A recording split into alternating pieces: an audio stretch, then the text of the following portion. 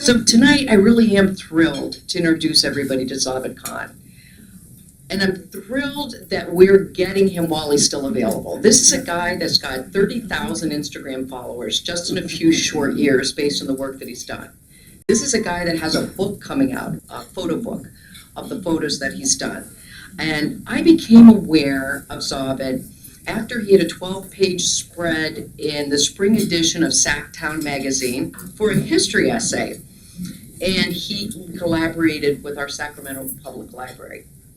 So as I've already mentioned, he's got 30,000 Instagram followers already that love his overlays of historical photographs of Sacramento landmarks that he uses with present day images with these really cool juxtapositions between what it used to look like and what it looks like today. What we're seeing now is a lot of young people getting involved in history that have never been, and it's because of people like Zaved.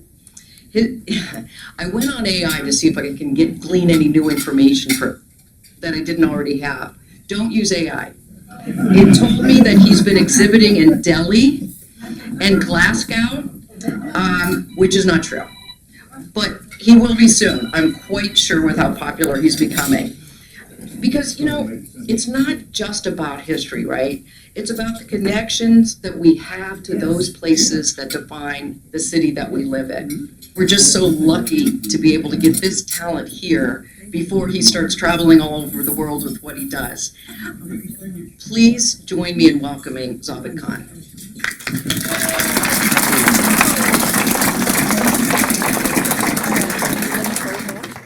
Wow, I wasn't expecting that type of intro, but amazing, thank you.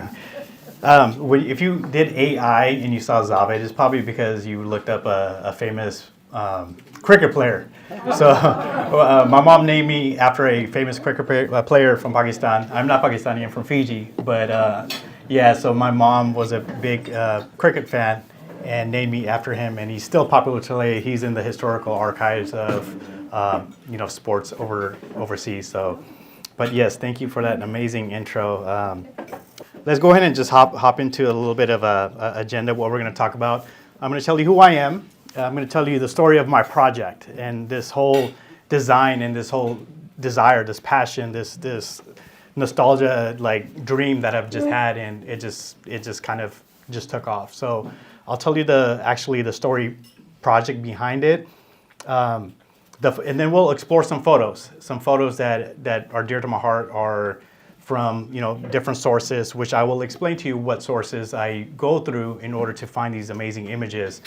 Also, I'll go over a little bit of some inspirational references, who I looked up to here locally in Sacramento, who I've been shadowing, who I've been studying, and just to get that knowledge of history here in Sacramento and who I basically looked up to. So let's go ahead and hop right in. So who's Zaved? It's about Zaved. So I was born in the beautiful islands of Fiji in 1982. And then in 83, my parents decided they wanted to migrate over to the U.S. So my uncle sponsored our family. Then we migrated over to Daly City. We lived in Daly City for about 6 months or so, and then we moved to Sacramento in 1984. I fell in love with photography in elementary school. I was always fascinated with cameras, any kind of there was no digital. It was just like film photography, negatives, and just looking at the negatives in the sunlight, and it was just so fascinated with just photography at a young age. Even in the books, like in our history classes, there would be all these images and of like historical photos in elementary school. I was just always so fascinated, but I was never really interested. I just liked the photos. I never really read what the photo meant, where they came from, and all of that, right? I was one of those pictures guys that never really read the book, just go to the page that had the pictures. So yeah. And then I was a photographer for I still am a photographer. I've been technically a professional photographer for 17 years. I've done events, I've done weddings, I've done profiles, I've been portfolios, I've done it for radio stations, I've done it for magazines, and it became like a cookie cutter kind of a thing for me. So I started losing creativity because I was doing the same thing over and over and over. I wasn't into it anymore. So basically, I planned this project about 6-7 years ago. I wanted to take photos of images of the past and present and tell that story. And I had it planned for so many years and I never executed it. I was like, it was just sitting on my desk. I was like, okay, blah, whatever. Went to my regular work and 8 to 5 and just kept going. And then in 2020, this thing called COVID hit. Everybody was depressed. Everybody was at home and just like dwelling, just can't do anything. And then I was like, you know what? This is the perfect time. This is the perfect time for me to execute my project, to take that chance to let's see how far this is going to go. What I started thinking about and Googling and reading up on was nostalgia. You know, what nostalgia does to the human brain. You know, it activates these different areas in your brain for happiness temporarily. You know, it tries to block off negative memories and bring, you know, happy memories. So I was like, you know what? I'm going to start with a photo that means a lot to me. So I went to downtown Daco, which is called today, and then I ended up taking this image. So this image right here represents something very deeply personal to me. Obviously, Arc Arena was not in Daco. This particular photo that I ended up publishing and showing around to my followers means growth in Sacramento. You know, I'm a huge Kings fan, and when the Arc Arena was demolished, everybody was just upset. So this image basically just represents what we had in the past and look into the future of what potential that we have in downtown. So when I posted this image on social media, it took off. It was reshared hundreds and hundreds of times, and it went viral. What started to happen is people started engaging in conversations about Arc Arena, what they remembered about Arc Arena, what they loved about Arc Arena. Oh, my grandparents used to take me to, you know, the Disney on Ice in Arc Arena, and all these memories and stories just started building up. It just became a hit. And I was like, hey, people are liking this. You know, this is something that everybody can relate to. You know, somebody has some kind of story. If you're from Sacramento, you're in the 80s, 90s, and if you remember Arc Arena when it was in the Thomas, you probably have some kind of a happy story about an event, a concert, or something. You know, maybe taking your grandchild or your grandson or, you know, your family to some kind of concert or anything. So that's what that image represents. So then I took that image. I was like, you know what? Let me go. I can continue this. So then I was like, I'm going to kick off a series, right? So we're going to kick this series off because now we're going to go ahead and we're going to keep this nostalgia alive in Sacramento. We're going to continue to talk about everything that we missed. We're going to bring back, you know, what was taken from us, but yeah, for the better, but still, we're still going to talk about what we missed, what we loved. Yeah. We have Downtown Plaza. I'm originally from South Sacramento. I was raised in South Sacramento, and then we had, which was called the Florin Mall. Florin Mall was very close to my heart as a teenager in junior high school. There was an arcade in there. You know, anybody who lived in South Sac or from South Sacramento probably has visited at least the Florin Mall once for either shopping or picking up a CD or picking up something. So here's a bigger version of the photo of the Hard Rock Cafe and the Christmas tree right in front of it. So behind me, what would have been Downtown Plaza at the time, right? And then it started sparking conversations about Downtown Plaza. How many of you remember Downtown Plaza? Yeah. Can anybody tell me what you loved most about Downtown Plaza? What a memory? Right here. When I was a little kid, we used to run and play on those fountains and all of the 60s. 60s, correct. Yes, the fountains were in the 60s. Yeah, late 60s, 70s, and then the kids used to love hopping around there because in the comments you would get people who were from that decade will tell the stories like what you're telling me right now. I used to love jumping on those fountains. I used to love running around. So it just started, that nostalgia kept kicking in. Kept kicking in, and then everybody started talking about the Hard Rock Cafe. Yeah. You know, the one when it was in downtown. Mm-hmm. So all those stories just started coming up. The engagement of people just talking with each other. Uh-oh. That's the ghost of Downtown Plaza right there telling me. Yeah. Yes, See, that's a sign that we need to bring the downtown plaza back. But yeah, that's why I started doing that, because of the nostalgia, the stories we heard, the fun facts and stuff. So this was another photo that also went viral too. It ended up being published in a couple of magazines and newspapers as well. And it just basically told the story. So if you, in the Sacktown Spring issue, this was part of the 12-page spread that was actually published, and it was amazing. They ended up selling, I think it was one of their highest issues because people thought it was my photo book. It wasn't my photo book. It was just a 12-page spread, but they sold out. So here's a closer look of Florin Mall. So behind it is Walmart, which is today, right? So Florin, this is the image of me holding Florin Mall, what it would look like if we were standing there today. This was also now bringing up nostalgia to the South Sacramento community. And then the story started coming up about the Florin Mall, what they did, what their parents did, or, I used to skip school, you go here, and all that stuff, right? And all these stories just started accumulating. So when those photos were done, I literally took, I think, a week, and I would just had, I don't know if you would call it an epiphany, or you would call it just daydreaming. And then I started to realize that I think I'm falling in love with Sacramento history. I was like, is this true? Like, am I really falling in love with Sacramento history? And it was true, because then I started digging deeper into our local history.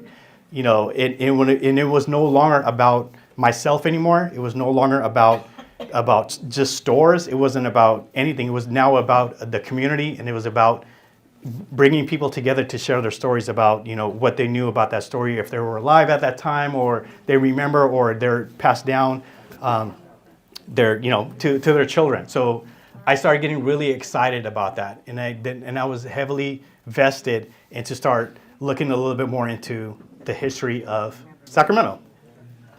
So now you have the Tower Bridge, right? This is an amazing photo. Some of these photos are from different sources, and I'll tell you where those sources come from and who are involved in these original photos. Obviously, I wasn't alive when this photo was taken, but it's just a visual aspect of what it would look like.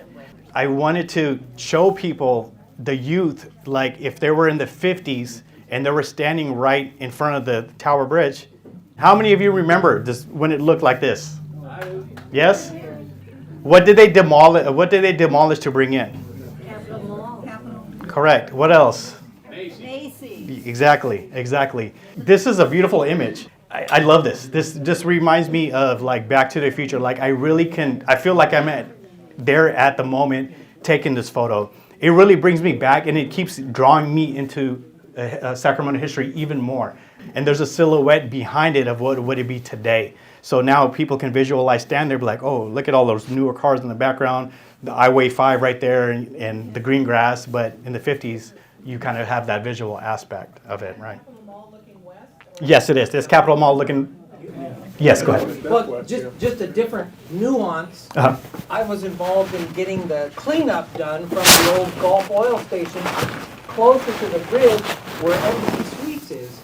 So it had to be cleaned up, and it was a happy ending because Embassy Suites got built. Right. So it's all good. So how was it? How was the whole process? I'd love to hear a little more. Well, you just throw money at it. Yeah. Okay. Money works, right? Yeah. Money always works. Clean it up. Yeah. Exactly. So that's amazing that you were part of that. That's why I'm here, is because I'm not a historian. I'm an aspiring historian. In the future, I would love to be a historian with these amazing historians all over Sacramento. I aspire to be at that level one day, but I'm getting there. For right now, I'm just telling you my story through visual, photos, and these amazing photographers at that time who took these amazing photos. Obviously the photos that I'm holding are not mine, but they are from amazing photographers in these archives that preserve them perfectly for us. Yes. I was on a lawn picnic in front of the Crocker with Sandy Smalling, Uriel Johnson, and myself. And Sandy said, I want to paint that bridge gold. Oh. And that, she was county supervisor at that time, and she got it painted yellow, gold, whatever. Wow. That's a great story. I want to tell you about a story about that bridge. Okay, so I'm freshly out of Fiji, right? Coming into elementary school. And I think I'm about 2-3 years in, and people would ask me, where do you live, right, in elementary school? And I would tell them, because I saw these photos of these bridges in Sacramento, and I would see commercials of San Francisco. I would tell everybody, oh, I live by the Golden Gate Bridge. They were like, what do you mean? You live in Sacramento? I was like, yeah, by the Golden Gate Bridge. Like, it's right there. It's gold. It's, the Golden Gate Bridge. And up until probably even 5th, 6th grade, I still was in denial and called it the Golden Gate Bridge. True story. Very true story.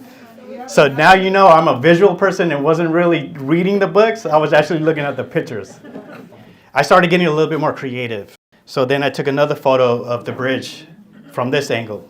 But this photo, I started buying postcards off of eBay. Wow. I started purchasing like these postcards of Sacramento areas. Just looked up Sacramento history, vintage, postcards, T-shirts, and just all that stuff. And people just wanted to part way with it. I'll take it. I want it because Center of Sacramento owns photos. I want to own my own photos too, but technically I really don't own it because I didn't take the photo, but I own the postcard now. So I took the postcard and just took a photo of it just to kind of give you a visual of, tugboats. Once I started buying photos, I started going to other archives. I started going to the Sacramento Public Library more. I made it almost every other day thing. Like I started loving the library, I hated the library in high school. I hated in elementary school. I just wanted to see pictures. But then now, being finally in my 40s, I'm loving the library and the information that it's like a drug now for me. Now I'm learning. I want to learn more. So basically, then I started getting with different communities, the Latino communities, the African American communities, the Asian communities, and hearing their story. I wanted to hear their story of, Sacramento history, the Chicano clubs, the lowrider clubs. My family is in lowriding. They've been lowriding since lowriding. They have their own lowrider car. So, and then I have family that are from Mexico, that are Mexican, that are into lowriding community. Then I started studying that. Then I started coming up to professors who painted the murals in Old Sacramento. This is Professor Estevan, who was a Sac State professor. He and his team painted that mural that's in Old Sacramento. This is actual footage of him painting that mural. And then now you can see the visual silhouette behind it of what it is today and how it looks today. So it gives you kind of what was happening and what's happening today. So that's the story that I started to paint visually, with these type of images. And that's another reason why I'm very grateful to be here, because, being among all of you that are passionate about history and you've been part of this history, and it's an honor, it's a privilege for me to be invited here to speak on this. Just like Dr. King said, he said he had amazing words when he visited Sacramento State and had a speech. He had an amazing speech. This is a silhouette of where he would have been standing that day. There's one person I do want to thank, and he's not here. I'm sure you all know him as William Berg. He's the local historian. I bug him all the time.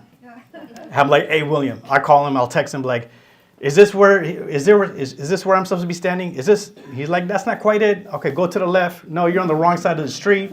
No, you're in the whole different side of Midtown. You need to be in down. I'm like, oh my God, okay. So I'm very grateful for him. He's been a great inspiration of me, tracking where these images were actually really taken. Because, I want to keep my integrity to make sure that, I'm at the right location and telling people the right story. We all know Tower Records, right? Yeah. And this Tower Records image it's crazy. Obviously we all know the story of Russ.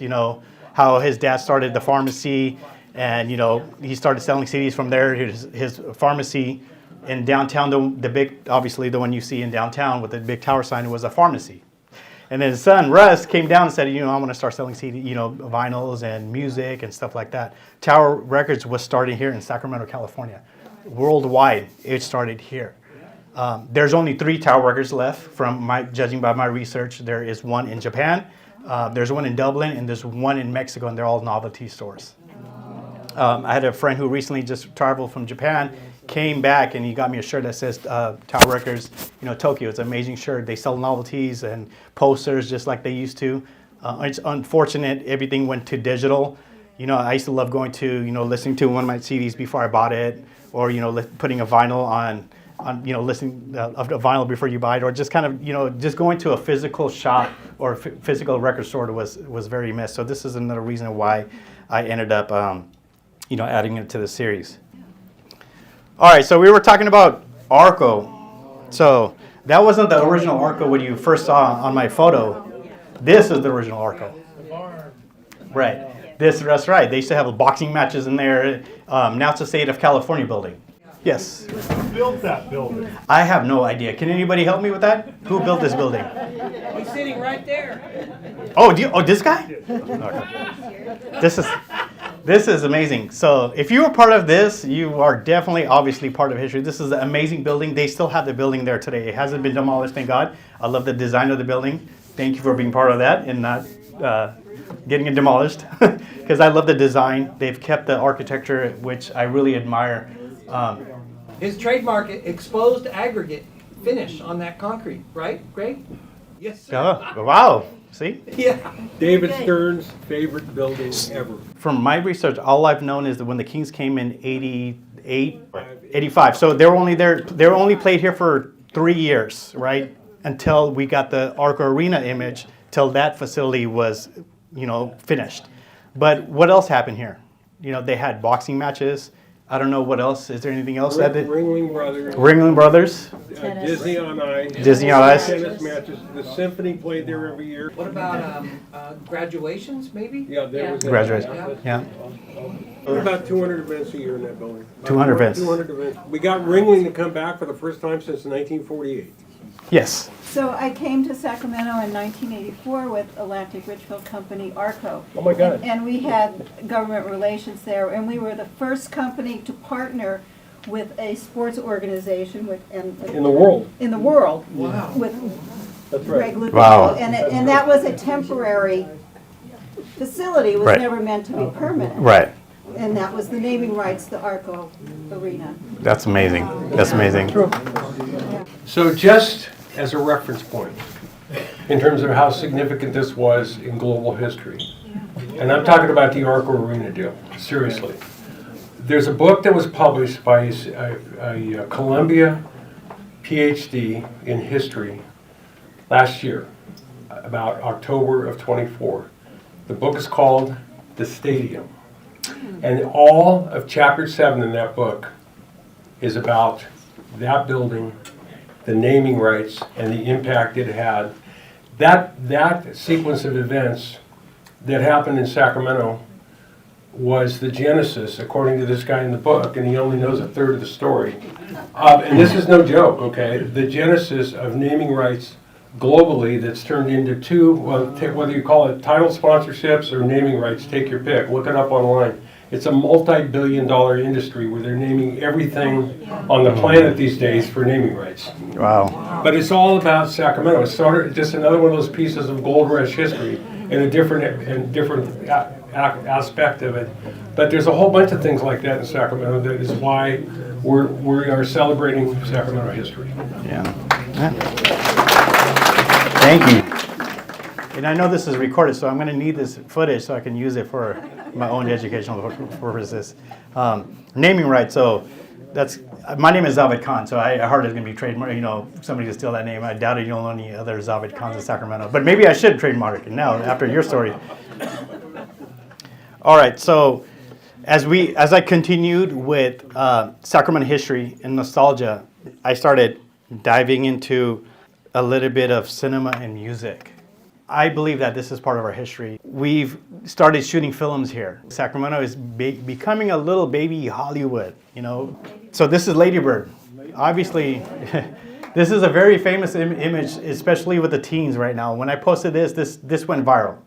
This image went viral. We ended up purchasing this image so we can get it published into Sacktown magazine, and people just loved it. You know, it was an amazing story. You know, it was great. She's from Sacramento, California. If you didn't know that, the director of the movie she told a story from her school and her past, and it was an amazing film. You know, it skyrocketed, and I believe she was nominated for a Oscar. But that's the famous American Market shop she was standing at.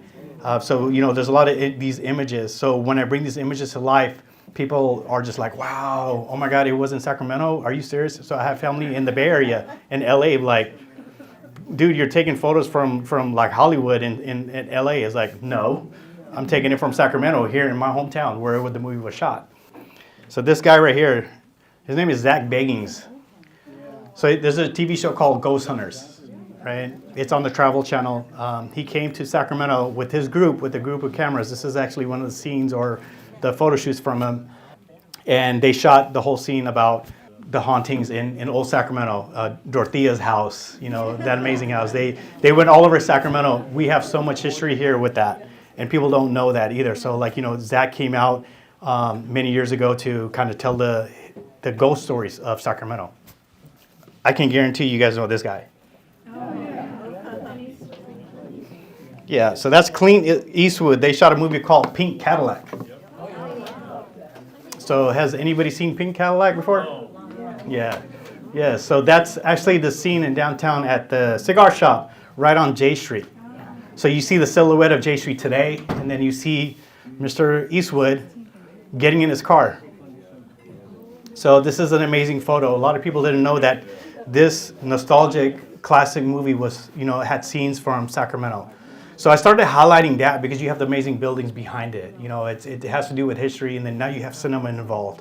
So I think that it was something very nice to highlight to show, you know, hey, Clint Eastwood was out here. He's OG.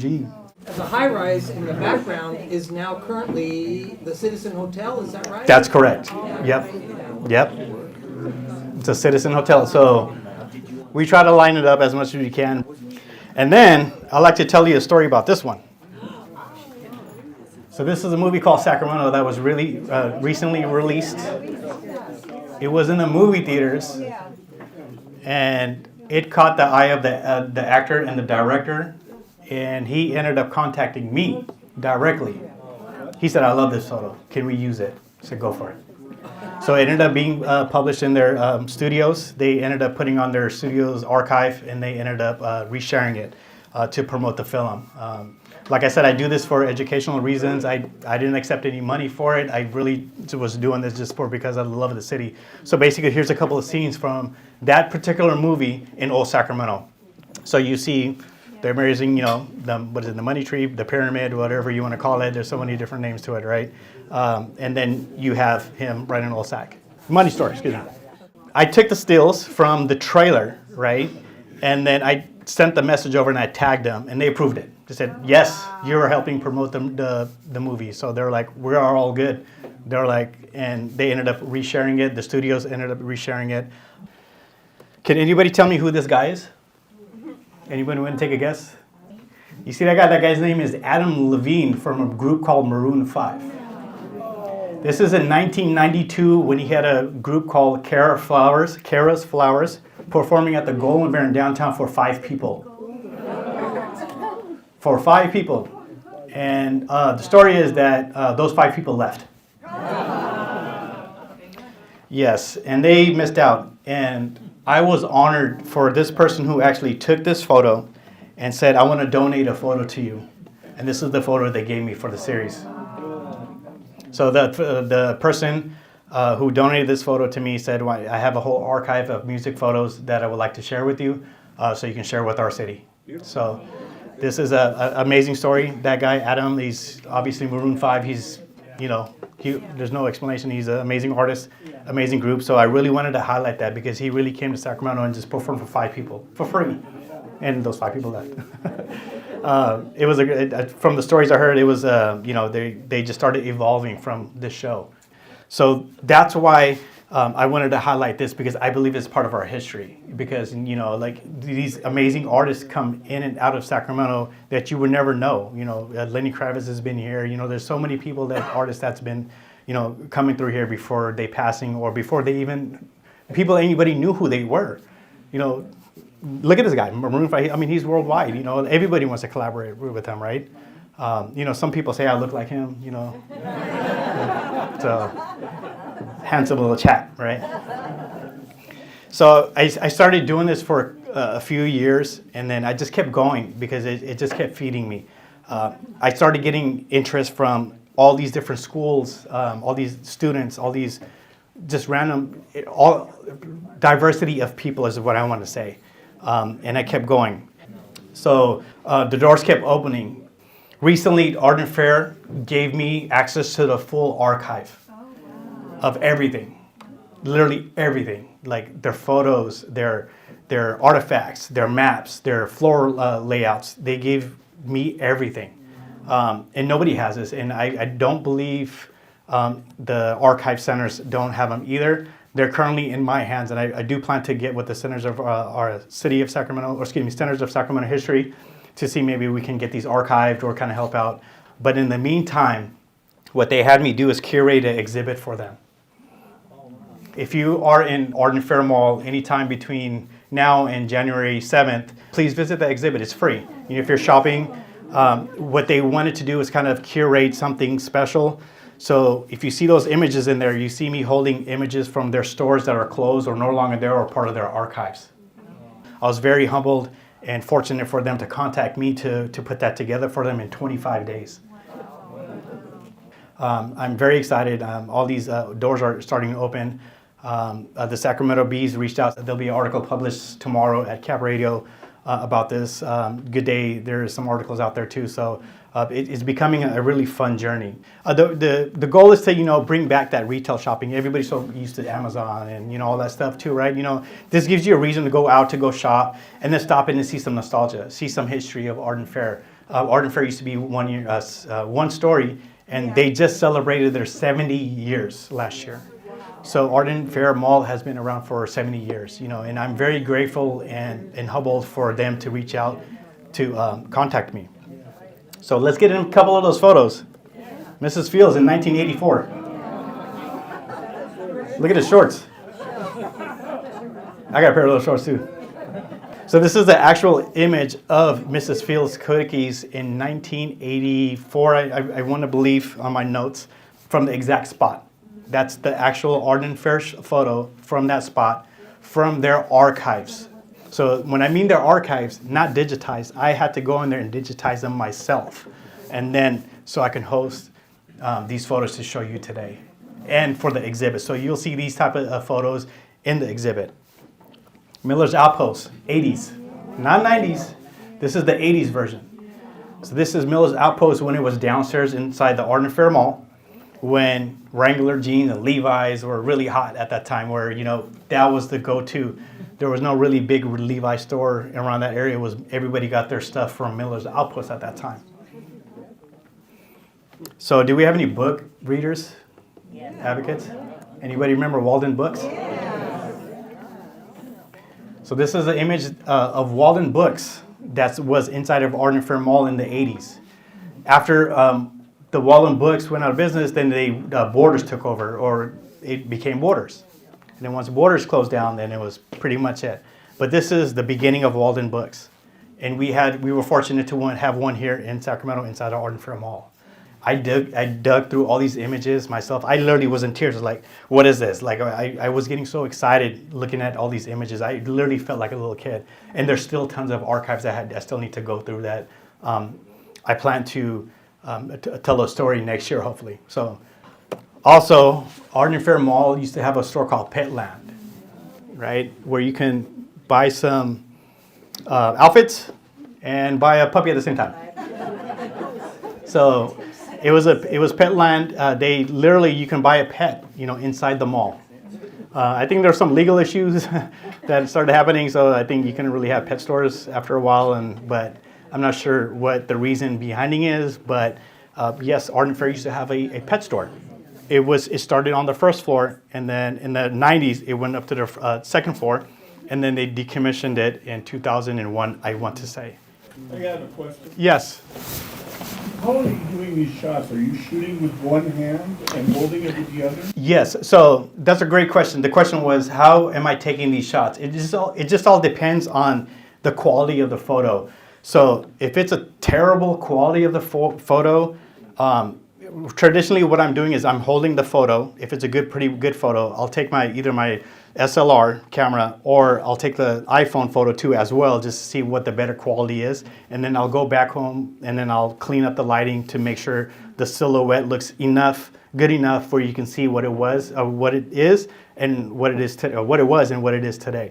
Now, if the quality is terrible, obviously some photos from the 50s and 60s, the quality is terrible. I do not touch the photo. I do not enhance it. I respect the photographer, the archives. I do not edit any of those photos. So at that time, I would actually just hold my hand like this with no photo on it. And then I will layer the photo on top and to add the distortion to make sure you're getting the highest quality of the photo, because visually you want to make sure you can get the highest quality. But I do not manipulate and respect the photographers and the archives' original images. And then, we had publishings in books and stuff. So, like I said, in Sacktown magazine was the first to reach out, like, hey, they started reaching out to me when I did that first Arco photo. And I only had one photo. They were like, can we use this? This is amazing. I was like, it's only one photo. He's like, yeah, we want it. I was like, just hold on. Let me do a little bit more. And then the second year he calls me, can we get a photo now? I was like, no, hold on. And then the third year, they took that City of Trees photo. I said, go for it. So then they ended up publishing that, and they wrote the whole article about City of Trees under that photo. So they ended up using that. I do want, before getting, we kind of conclude and go to questions, I do want to kind of give thanks and acknowledge a few folks. William Berg, he's been super amazing. I've been bugging that guy over and over, and he laughs at me. He's just like, no, I love it. It's okay. I've heard his lectures. I've started going to his society meetings too that he does over in downtown, and it's very humbling that a person, everybody is willing to work with me, and because they believe in me, and that the story that I'm telling is something positive for the city. So I just wanted to give a shout out to William Berg. Chris doesn't know this, but when I started looking up Sacramento history, the two people kept coming up was Chris and William. I was like, who the hell is the guy, right? And then I started looking into Chris, and his narration of videos that he does and the storytelling he does, the archives he puts together is amazing. Like what you do, Chris, especially, round of applause for Chris. What you do, thank you, you don't know that I'm kind of a stalker. Online, I've looked at all your videos, everything you've published, your curations, your articles. Chris just recently has an article published today, so make sure you check that out. And then Delta. Delta has been, yes, and we're on for Delta too. So hand in hand with Delta and Cherie, Cherie was actually the first person who contacted me. She found me on LinkedIn.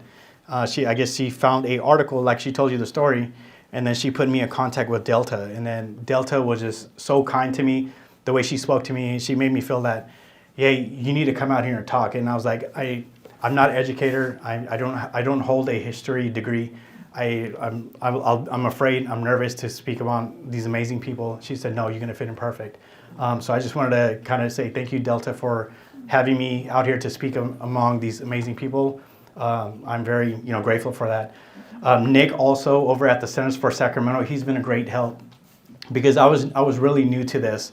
And there's a lot of images, I need to know the proper channels of how to use images, how to request images, how to buy images, how to do this, how to do that. I want, because, to be in a respectful way. So shout out to Nick over at the Centers for Sacramento History. He's amazing. I recently went to the archive crawl Here's his lectures that he says during, you know, his archive crawls are, I'm just so engaged. You know, I've went to his tours twice that day. So, you know, a shout out to Nick over at Center of Sacramento History, Sacramento Public Library, everybody in the digital room. I believe his name was James. I think I don't think he's no longer there, but James Scott. James Scott, yes, he was a direct contact for me before he left. He was amazing. He's also just been like Nick, he told me the proper channels, you know, what I need to do, how to get, you know, images and stuff like that. So, you know, if I do something in my, you know, slap on the hand, they'll tell me, hey, you can't do that. You know, slow down, buddy, there, you know. So, yeah, so those are some folks I just really wanted to acknowledge.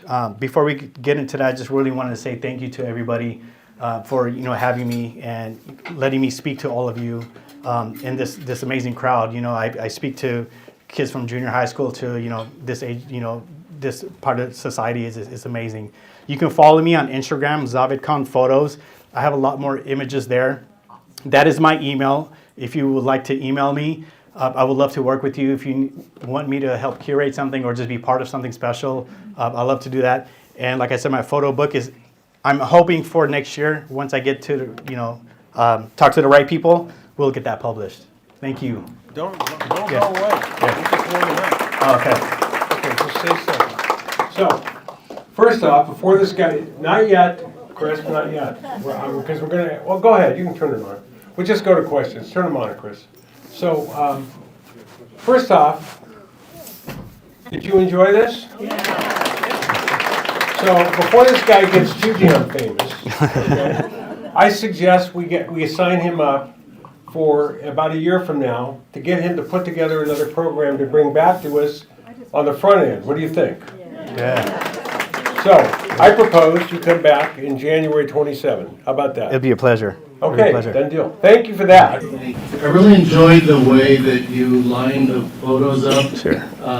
And the way some of them, the background was clear and some of, so your focal Sure. plane changed.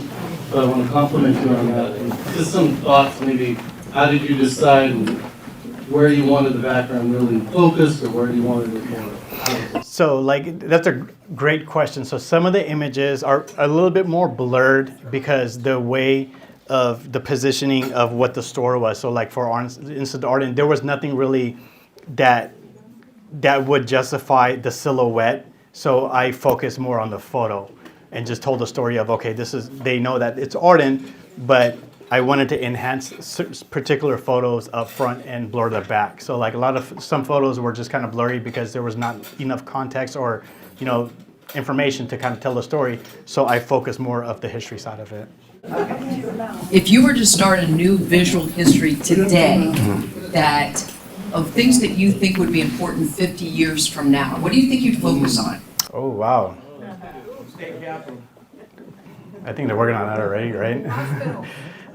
That's a great question. Well, first of all, the main focus would be to preserve, you know, of what we have now. So, like Williams Group, his preservation section would be that. But I would say more of the downtown, midtown area too would be my main focus because that's kind of our highlight of our story. All the stuff that's coming in, but there's so much history. The Fat 40s is right East Sac area. Anything in that vicinity, we need to kind of protect, I think, historical wise, because there's so much history there. Everything is becoming so many kind of like demolish this, put in a Starbucks. You know, demolish this, put in that, right? Like, you know, there's so many important key places that, you know, that's why I do those photos because, you know, we want to see what's there and what's there today. And some of those things that are here today is a positive thing, you know, so I'm promoting that positivity. So I would say around the midtown and downtown area. Yes. I'm wondering what it is in one area of Sacramento versus another. I noticed that most of your work has been downtown, but there's a lot of action going on around Sacred Sites right now, and there's a lot to come. For sure. So I'm wondering what it is that triggers you to focus in one area. That's a great question. I don't focus on one area. I only used just a few that were probably maybe dominant in midtown, downtown area. I'm all over Sacramento. So you're going to see images on my Instagram from Citrus Heights. There's places out there. There's, you know, buffets and stuff, you know, all these people that are requesting photos.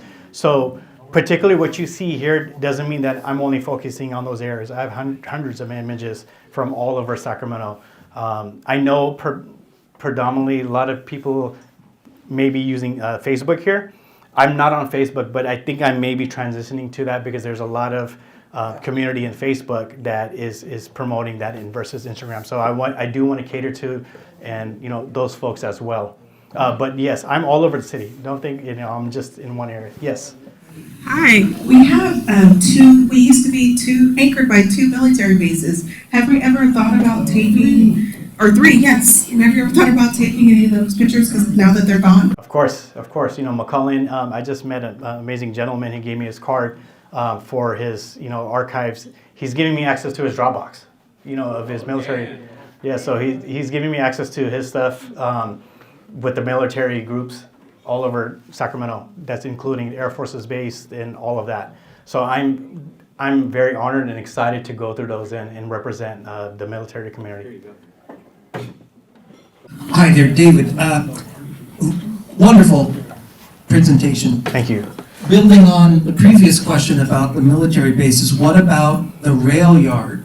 Have you been on there yet? And if you haven't, due to my work as a geologist, I can hook you up with the right people to get you on that premises. Yes. Okay, I'll give you my card. You tomorrow.